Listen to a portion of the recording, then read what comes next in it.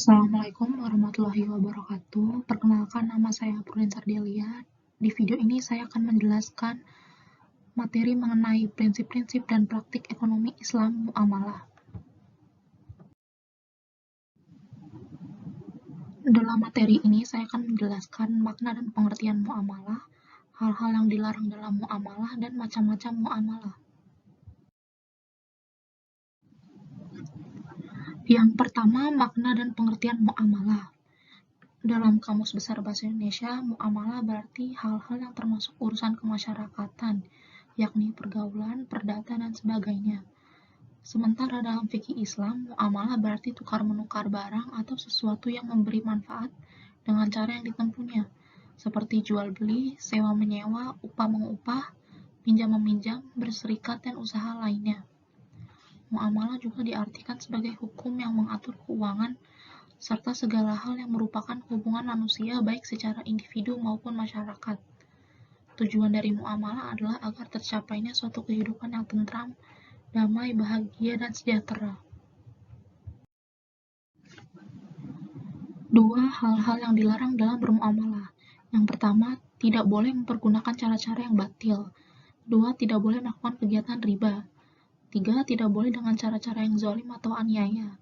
4. Tidak boleh mempermainkan takaran, timbangan, kualitas, dan kehalalan. Kelima, tidak boleh dengan cara-cara spekulasi atau berjudi. Keenam, tidak boleh melakukan transaksi jual-beli barang-barang yang diharamkan. Macam-macam muamalah ada 3, yaitu pertama jual-beli, 2 utang-piutang, dan yang ketiga sewa-menyewa. Macam muamalah yang pertama yaitu jual-beli. Jual-beli menurut syariat Islam ialah kesepakatan tukar-menukar benda untuk memiliki benda tersebut selamanya. Hukum jual-beli dijelaskan dalam Quran Surat Al-Baqarah ayat 275 yang artinya, dan Allah telah menghalalkan jual-beli dan mengharamkan riba. Dalam hukum transaksi jual-beli ada syarat-syaratnya, yaitu pertama, penjualan pembeli. Di antara keduanya, baik penjual maupun pembeli disyaratkan berakal sehat, balik, dan atas kehendak sendiri. Kedua, uang dan barang. Uang atau barang yang digunakan pembeli atau penjual harus halal. Selain halal, barang harus bermanfaat serta keadaan barang diketahui oleh penjual dan pembeli. Ketiga, ijab qabul. Pernyataan serah terima barang dari penjual kepada pembeli sehingga akad jual beli menjadi sah. Istilah-istilah dalam jual beli ada 2. Yang pertama, khiyar. Khiyar artinya bebas memutuskan antara meneruskan jual beli atau membatalkannya. Ada 3 macam khiyar, yaitu khiyar majlis, khiyar syarat, dan khiyar aibi. Yang kedua, riba. Riba adalah bunga uang atau nilai lebih atas penukaran barang.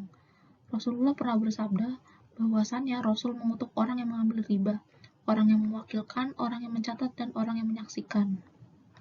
Ada 4 macam riba, yaitu riba fadli, riba qardi, riba yadi, dan riba nasi'ah.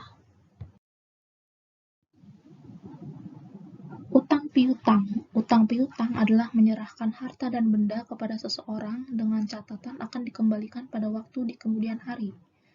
Islam memberikan kelonggaran orang berutang yang tidak dapat melunasinya dalam tenggat waktu yang ditentukan karena kesulitan untuk membayar. Hal itu terdapat dalam Quran Surat Al-Baqarah ayat 180. Dan jika orang berutang itu dalam kesulitan, maka berilah tenggat waktu sampai dia memperoleh kelapangan. Dan jika kamu menyedekahkan itu, maka lebih baik bagimu jika kamu mengetahui. Ada 3 rukun utang piutang, yaitu ada yang berpiutang dan ada yang utang. Kedua, ada harta atau barang, dan yang ketiga, lafaz kesepakatan. Sewa-menyewa. Sewa-menyewa dalam fikih Islam disebut ijarah, artinya imbalan yang harus diterima oleh seseorang atas jasa yang diberikannya. Jasa di sini berupa penyediaan tenaga dan pikiran, tempat tinggal, atau hewan. Dasar hukum ijarah terdapat pada Quran Surat Al-Baqarah ayat 233 dan Quran Surat At-Talaq ayat 6. Sewa-menyewa memiliki syarat dan rukun, antara lain, yaitu 1. Yang menyewakan dan yang menyewa telah balik dan berakal sehat. Yang kedua, sewa-menyewa dilakukan atas kemauan masing-masing, bukan karena dipaksa. Ketiga, barang tersebut menjadi hak sepenuhnya orang yang menyewakan atau walinya. Keempat, ditentukan barangnya serta keadaan dan sifat-sifatnya. Dan yang kelima, manfaat yang akan diambil dari barang tersebut harus diketahui secara jelas oleh kedua belah pihak. Sekian penjelasan materi dari saya. Terima kasih. Wassalamualaikum warahmatullahi wabarakatuh.